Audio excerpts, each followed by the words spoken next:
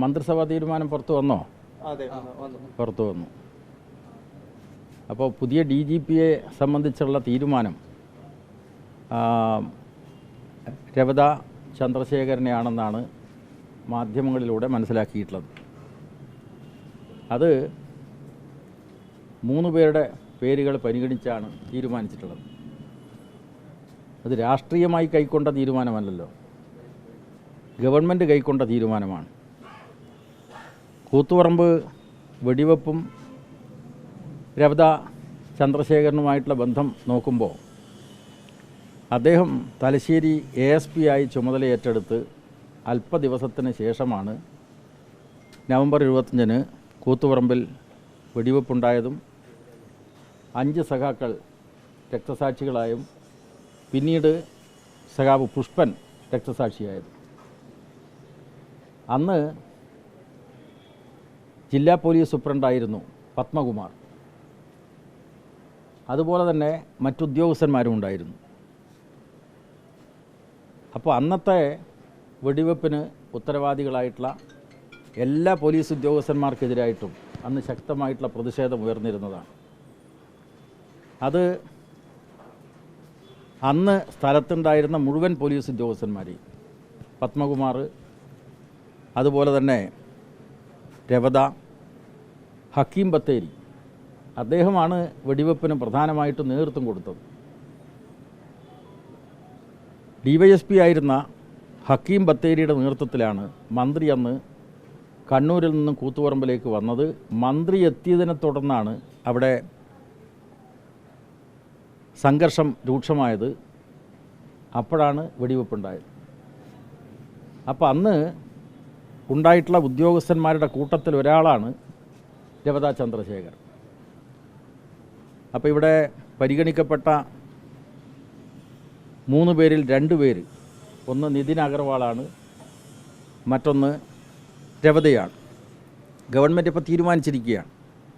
അപ്പോൾ അത് രാഷ്ട്രീയമായിട്ടുള്ള നിലപാട് സ്വീകരിക്കേണ്ട ഒരു പ്രശ്നമല്ല. അത് ഗവൺമെൻറ് തങ്ങളുടെ മുന്നിലുള്ള വന്ന നിർദ്ദേശങ്ങളെ അടിസ്ഥാനപ്പെടുത്തി തീരുമാനമെടുത്തതാണ്. ആ തീരുമാനത്തെക്കുറിച്ച് ഗവൺമെൻറ്റാണ് വിശദീകരിക്കേണ്ടത്. രാഷ്ട്രീയമായിട്ടുള്ള കാര്യം നോക്കുമ്പോൾ പല പോലീസ് ഉദ്യോഗസ്ഥന്മാരും പല ഘട്ടങ്ങളിലും CPM-നും അതുപോലെ ഇടതുപക്ഷ പ്രസ്ഥാനത്തിൻ്റെ ഭാഗമായിട്ടുള്ള സംഘടനകൾക്കുമൊക്കെ എതിർപ്പുയർത്തിയ നടപടികൾ കൈക്കൊണ്ടവരുണ്ടാവാം.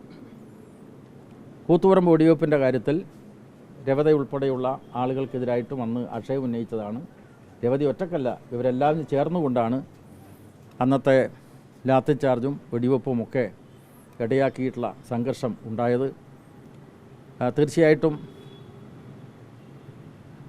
ഇപ്പോൾ പരിഗണിക്കപ്പെട്ട 3 പേരിൽ മറ്റൊരാളാണ് നിതിൻ അഗർവാൾ. നിതിൻ അഗർവാളിനെതിരായിട്ടും CPIM പരാതി നൽകുകയുണ്ടായി.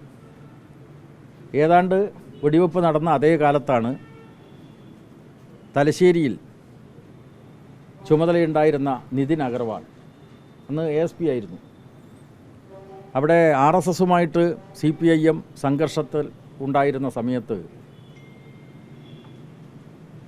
CPM-ൻ്റെ ഇപ്പോഴത്തെ കൂത്തുപറമ്പ് ഏരിയ സെക്രട്ടറി സഖാവ് M. സുകുമാരനെ ഭീകരമായി ലോക്കപ്പിൽ വെച്ച് തല്ലിച്ചതച്ച കേസിൽ പ്രതിയായിരുന്നു നിതിൻ അഗർവാൾ.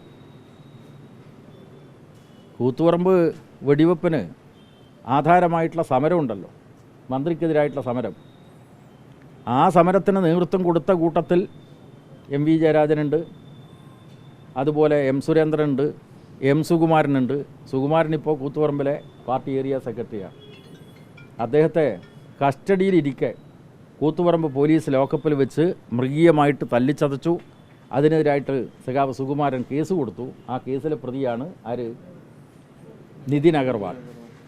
അപ്പോൾ അന്ന് അത്തരം നടപടികൾക്കെതിരായിട്ട് ശക്തമായിട്ടുള്ള നിലപാട് CPM-ഉം അതുപോലെ മറ്റ് പ്രസ്ഥാനങ്ങളുമൊക്കെ സ്വീകരിച്ചിട്ടുണ്ട്. ഇപ്പോൾ വർഷങ്ങൾക്ക് ശേഷം അവരുടെ യോഗ്യതയുടെ അടിസ്ഥാനത്തിൽ 3 പേരുകൾ ഗവൺമെൻറ് പരിശോധിച്ചു, ഗവൺമെൻറ് പരിഗണിച്ചു. അതിൻ്റെ അടിസ്ഥാനത്തിൽ രവത ചന്ദ്രശേഖരനെ നിശ്ചയിച്ചിരിക്കുകയാണ്. ഇതാണ് ഇത് സംബന്ധിച്ച് പറയാനുള്ളത്. അപ്പോൾ അതുകൊണ്ട് LDF ഗവൺമെൻറ്റിൻ്റെ രാഷ്ട്രീയത്തിന് അതീതമായിട്ടുള്ള ഇത്തരം തീരുമാനങ്ങളെ സംബന്ധിച്ച് വിവാദങ്ങൾ ഉണ്ടാക്കുക എന്നത് വലതുപക്ഷ മാധ്യമങ്ങളുടെ സ്ഥിരം പരിപാടിയുടെ ഭാഗമാണ്.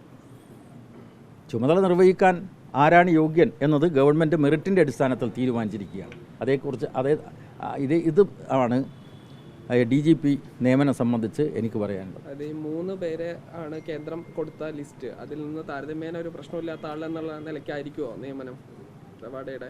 അല്ല, പ്രശ്നമില്ലാത്ത ആളെന്ന നിലക്കല്ലല്ലോ. നമ്മുടെ സംസ്ഥാനത്തിൻ്റെ ക്രമസമാധാന ചുമതലയടക്കം നിർവഹിക്കുന്ന പോലീസ് സംവിധാനത്തിൻ്റെ തലപ്പത്തേക്ക് വരുന്ന ആളുടെ യോഗ്യത സംബന്ധിച്ച് ഇന്നത്തെ പരിഗണന അത് രവതാ ചന്ദ്രശേഖരന് കൊടുക്കണമെന്നാണ് ഗവൺമെൻറ് തീരുമാനിച്ചിട്ടുള്ളത്. അപ്പോൾ ഗവൺമെൻറ് അക്കാര്യത്തിൽ തീരുമാനമെടുത്തു.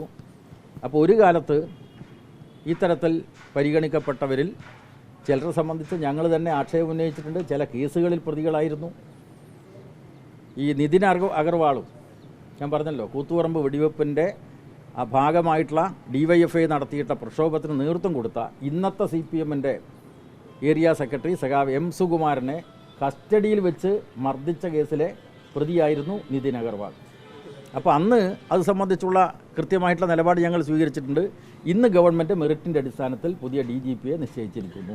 താങ്കൾ 2 തവണ പറഞ്ഞത് രാഷ്ട്രീയ തീരുമാനമല്ല ഭരണതരത്തിലുള്ള തീരുമാനം. അപ്പോൾ ഈ സ്വാഭാവികമായിട്ട് ഒരു സുപ്രധാന പദവിയിലുണ്ടാകുമ്പോൾ അത് പാർട്ടി കൂടി ആ കാര്യങ്ങളിൽ ഒരു ആലോചന നടക്കേണ്ടതല്ലേ, അതോ നടക്കാറില്ലേ? അല്ല, അത് സംബന്ധിച്ച് നയപരമായ കാര്യങ്ങളാണല്ലോ പാർട്ടി തീരുമാനിക്കുക.